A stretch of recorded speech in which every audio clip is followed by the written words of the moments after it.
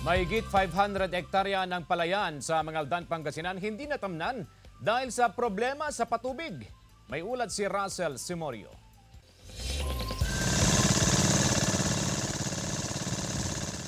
Kinailangan pang gumamit ng water pump ang mga magsasaka sa Barangay Lanas, Mangaldan, Pangasinan kahit katabi ng kanilang palayan ang irrigation canal.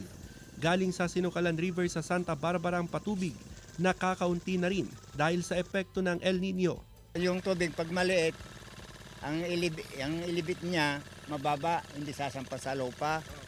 Dahil sa problema sa patubig, mula sa 150 hektaryang taniman sa barangay, nasa 40 hectares lang ang natamnan ngayong second cropping. Hindi na nagtanim ang maraming magsasaka sa pangambang malugi. Ayon sa Municipal Agriculture Office, mahigit 500 hektarya ang hindi natamnan. Marami kasing sakahan sa bayan ang walang direktang access sa irrigation canal. Pag dry season, sir, yun lang po ang nakaprogram sa atin kasi po yung iba ay wala po silang irrigation. Hindi sila nadadaluyan ng irrigation. Inaasahan na ng LGU ang mababang rice production sa umpisa ng anihan sa Marso. Meron daw buffer stock ng hybrid seeds sakaling interesado ang mga magsasaka na bumalik sa pagtatanim ng palay.